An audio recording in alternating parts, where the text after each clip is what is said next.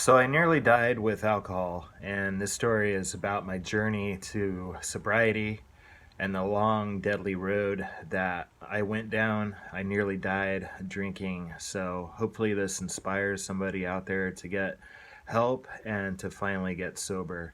Because I've had hundreds of relapses and it's not fun. Ups and downs and lots of broken things, and I'll get into that. So, I grew up in a middle class family. We grew up in a I grew up in a small town. It was very safe. It was kind of like a 1800s Victorian town in Washington State, and it was very safe. My parents decided to relocate us there when I was 5 from Southern California because the gangs were getting bad and the violence, and my dad loved sailing, so we went to another seaport land in Washington State. So I was 5 years old. My parents are still together after almost 60 years. They didn't drink because both of their parents drank heavily. My dad's dad was a scary alcoholic, and I think my dad didn't want to ever be like his dad, so he didn't drink, but he had a lot of the symptoms of being a dry drunk, meaning that he would fly off the handle with me, and it was very scary at times. And I rebelled against him. And then my mom's dad actually died when she was only 7. He was 40, and he died from alcohol. And then her stepdad owned a bar outside of Reno, Nevada. So just really, there was drinking everywhere. But my parents didn't want to be like their parents, so they brought my sister and I up in a very safe environment, and I was very naive to alcohol or drugs. So when I did finally have a beer, through peer pressure, my friends were jocks and stoners, and they gave me a beer. I was really terrified of it. So I only drank half of it, and when I went around the corner, I poured it out in the sink because I really didn't know the power of alcohol, and I thought one beer could get me wasted, and I would get in trouble with my parents. So uh, I really was naive about alcohol. In fact, when I was 5 years old, back in California, my parents and I were walking on the wharf down by the water, and a crazy man walked by, and he was shouting and he was pointing to his arm and just deranged, and I was terrified of him, and I asked my dad. I was like, "What's wrong with him?" My dad was like, "Oh, he's drunk." And so I didn't even know what that meant, but it was very scary. So that was in my mind when I actually did try alcohol. And little did I know that I would become that man, only a couple decades later, and I'll into that in a second. But so when I finally had the courage to drink a little bit more, I had a 4 pack of wine coolers when I was 17. And it's funny now looking back, but my first drinking and driving experience was actually on my go-kart that I loved. I loved go-karting, and that was something my dad and I did every other Sunday. And the first time I really drank and got a buzz, I was driving my go-kart down the roads of my small town. Uh, but alcohol did something to me that was very interesting. It was like speed to me, and it made me light up. I was manic. I became manic. I became hyper, and I felt like I was actually free again. I felt like all those years of being suppressed by my dad and by bullies and by teachers, all of that fell away, and I felt this weight lifting off my shoulders when I took a drink. And it really affected me different than other people. Other people, they would drink and they would slowly just get sleepy and go to sleep, but I could go all night, and I just wanted to talk to everyone, and I wanted to visit people across town, and you couldn't stop me when I drank. And I also felt immortal. I felt like nothing could stop me, and I got in trouble, stealing bicycles and stuff because I just felt invincible on alcohol. So, I wasn't really getting drunk until I was uh, probably 20, when I met an older woman She was twice my age, and she was actually my first real girlfriend. And we used to drink wine and talk about art. And I started to get drunk, probably 2 to 3 times a week at this point. Alcohol was still fun. I romanticized it. I looked up to people that drank. I looked up to artists that drank. I looked up to writers who drank. And this older woman was an artist, and I was a budding artist. And that's why we got together, is because she liked my poetry, invited me to live with her. And from then on, I drank and tried to write and create, art. Um, but I really didn't like the hangover. So, it was really hard on me, and I was starting to black out when I drank, and people would have to tell me what I did the night before. And it got so bad that I started to create a game around it. Like, am I going to remember this moment tomorrow? Am I going to remember this moment tomorrow?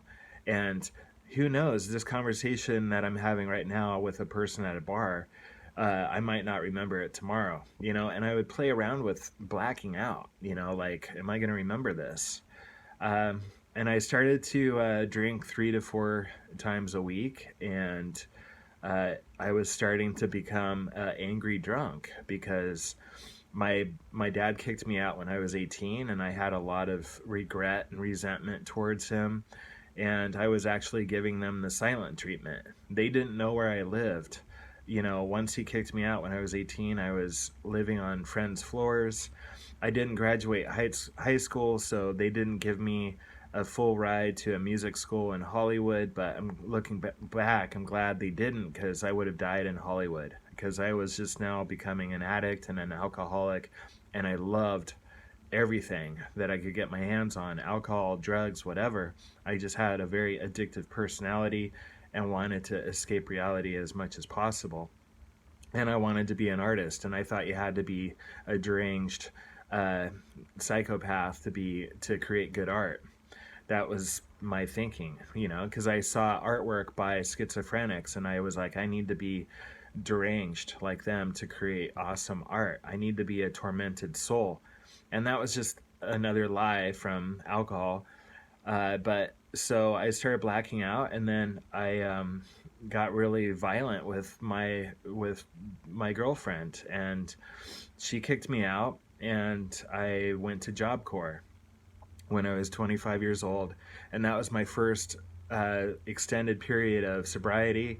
I was sober for 9 months in Job Corps, and I learned how to work on tugboats on the Columbia River in Oregon. But then I was like, I don't want to be a grease monkey. I want to be an artist. So I quit Job Corps, moved back to my small town, and was sober for only about 2 months when I met my neighbors, and they were on disability.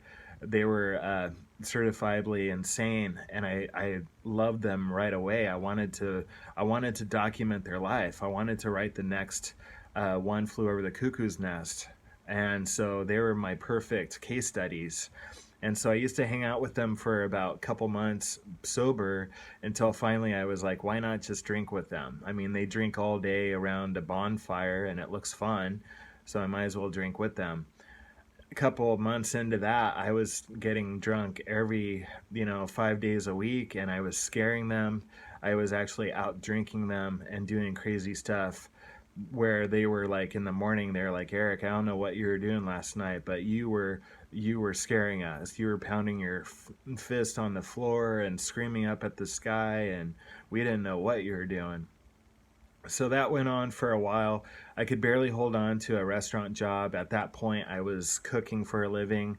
I started as a dishwasher when I was 16. Now I was flipping burgers for a living. And I still had a hope to become a rock and roll drummer, because I grew up playing drums. Music was my life, and then alcohol basically took over, and that became my number one lover. So there was still kind of hope to become a rock and roll drummer, but I'm now like 28, and I'm just flipping burgers, and I'm getting wasted with these next door neighbors. And then they introduced me to meth, and I tried that a couple times, and it was just getting out of control. I was drinking and driving with those guys. We used to drive around and listen to, Corn and Limp Bizkit, and we one of the guys from that place was deaf, and he was a hobo from Haight-Ashbury, and he was in the back seat just yelling, and he couldn't hear himself, and it was fun for a while, but I was starting to cheat on my girlfriends, and I was getting wasted, and I was either drunk or I was hungover, and there was times that I was actually going into work drunk, or getting drunk at work by drinking the box of cooking wine, which tasted nasty. So at this point, you know, I was either trying to nurse my hangover or I was getting drunk. And I was getting to the point where I was drinking every day, and getting drunk every night. And some nights were okay, some nights were bad. I got thrown into jail a couple times. I got DUIs, and but I still had big dreams. I still wanted to be an artist. I still wanted to be a rock and roll drummer. I wanted to travel the world.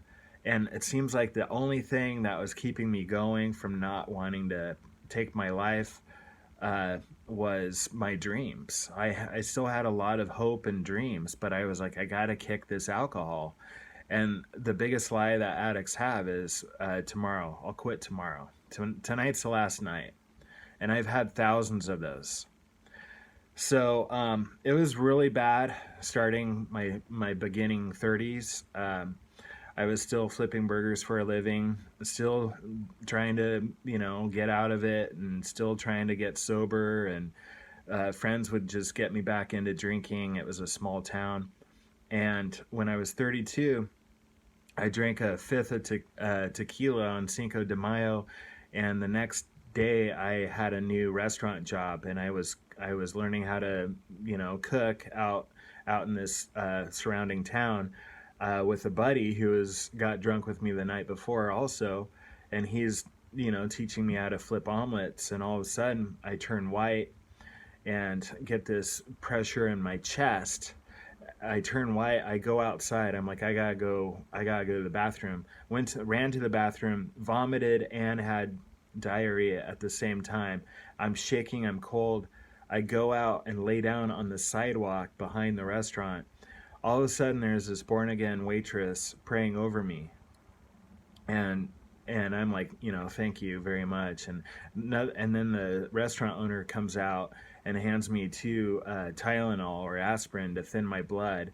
I'm shaking, and they call the paramedics, and I'm having a heart attack. I'm only 32, and I had no idea why. Maybe it was coming off of tequila, or I was dehydrated or something. But I was like, this is a fluke. I'm only 32.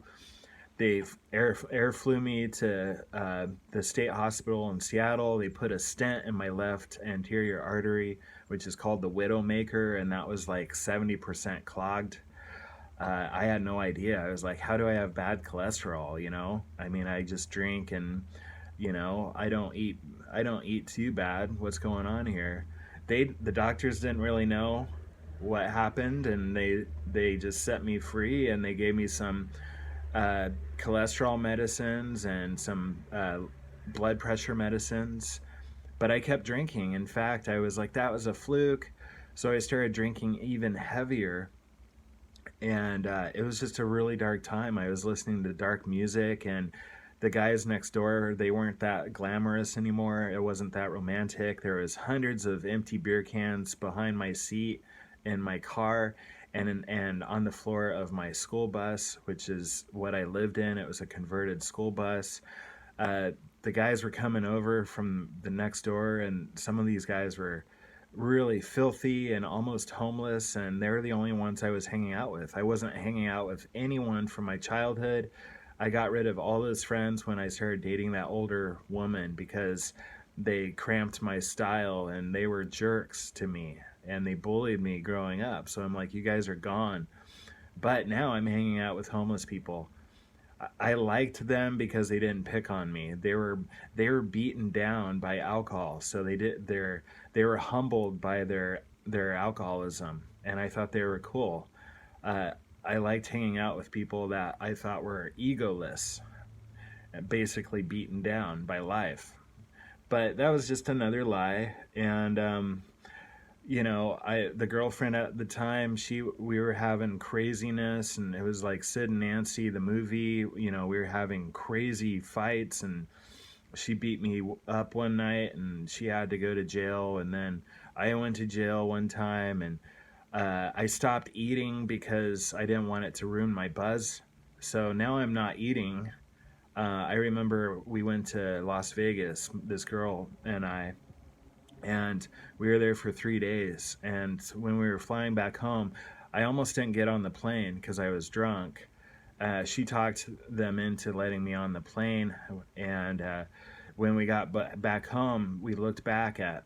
She realized, she was like, did you eat the whole time we were in Vegas? And I was like, I think I had half a burger and one omelet the whole time I was there. I was basically just drinking or passed out. And then after that, I was like, I'm not going to eat because I don't want it to ruin my buzz. I need to feel the full effects of this $1.62 malt liquor. That's the only thing I can afford at this point. Now I'm caregiving for 2 days a week. I'm not working in restaurants, and I'm drinking as a caregiver because this guy that I'm caring for, he can't really speak. And he was fine with me drinking at his house. It was an overnight shift, and so I just drank. It got to the point where I was drinking 24/7 now. I would wake up at 4 a.m. with trembling withdrawals, and I just couldn't sleep. And I'd have a malt liquor by my bedside, and I would drink that to go back to sleep. And then at 8 a.m., I would wake up and drink a malt liquor. I would vomit it up all over the floor, this foamy mess. And then I would slam another one. I would get drunk twice a day now. I would get drunk before noon and pass out, and then I would get drunk in the evening. I wasn't eating. I couldn't even hold down yogurt, and my whole life is a mess. I'm only working 2 days a week. I'm sitting in a dark room the rest of the time. I used to just listen to music and rock back and forth on a bed, and now I'm rocking in a dark room. I can't even listen to music anymore because it's irritating me. I have no feel-good chemicals in my brain at this point, no dopamine. I'm irritated. I hate the world. I even created an imaginary bumblebee friend. I called her Mrs. Bumble, and she would peek her little big eyes out from the closet, and I used to cry thinking about how innocent she was. And I created that out of my loneliness, this bumblebee with big animated eyes, because I was so lonely. My girlfriend was picking on me, going out with friends. I couldn't even go out. My legs were weak from sitting around all the time, not working, and just staying in a dark room. And so now I'm 36. People are like, dude, you're going to die in a year. And I didn't even care. The only thing I could think about was beer. Get me more beer. It was my lifeline. It was my savings. And if I got less than 2 beers in the fridge, I was freaking out. And I couldn't afford it, so my girlfriend would have to bring home a 6-pack, and she was irritated at me. I was doing nothing with my life. I couldn't shower. I would go a week without showering. It was a chore just to get up and do anything in the house. I just wanted to be in a dark room and leave me the F alone, because I didn't want to do anything but drink. Just hook me up with an IV of alcohol and I would have been fine. I couldn't clip my nails. I couldn't, brush my teeth. I just sat in bed and drank. And finally, when I was 36, after trying to quit hundreds of times and destroying my life, I finally got to the point where I was done. And it wasn't it wasn't my choice to quit. A guy came over looking for my girlfriend, and it was like 8 a.m. I was trembling in bed. She had already gone to work, and I was trembling in bed, and he just barged in, and he must have been up all night on meth or something, and he was a skater punk, about 9 years younger than me. And he picked up my girlfriend's guitar and started making funny songs about me, and I was just like, dude, get out. And he wouldn't get out of my room, and I was shaking, and I sleep in the nude, so I couldn't get up. because I was naked, and I was just like, get the F out of here. And he wouldn't, and he kept playing these songs about me, making up funny songs about me. And finally, after he left, I was like, that's it. I'm done with this. It took that. I mean, I almost died from alcohol. That didn't matter. What mattered was he shamed me to the point where I felt defenseless, and I was like, I'm done. And there was only 2 beers left in the fridge. I picked them up, I put them in my backpack, and I said, I'm done with this life. I walked away from that girlfriend. I walked away from that house. I walked back to my bus. And those 2 beers probably saved my life, because I was drinking so heavy I could have died from just quitting cold turkey. So those 2 beers, I sipped on them, and I was like, that's it. And I slept for like 3 days. I started to eat slowly again, and I would have candy bars at night for a treat. I got 2 jobs. I started just working and didn't talk to anyone, didn't go anywhere. I just went to work and I went home for 2 years. And then finally I met the girl that I'm with now. 10 years later, we're still together, and she didn't drink, and she turned me on to spirituality, and I slowly got my life together. And I had a couple 2-day relapses a year into sobriety, and then again 2 years sobriety, and I was like, I'm not going back. This is hell. And that was enough. I realized that that life is not for me. After trying to quit hundreds of times, it took some punk shaming me for me to finally say enough is enough. And I got my life together. I joined a gym, started working out, never went back to a bar, and a couple 2-day relapses, but I didn't count that. You know, I didn't do this with AA, and I didn't erase my sobriety with those relapses. I was like, screw it, I'm still sober. And so now I got 13 years of sobriety, and life is good. It's not perfect. You know, I've gained weight, and then I lose it, and then I gain weight, and then I lose it, and then I have other addictions. You know, I still love sugar.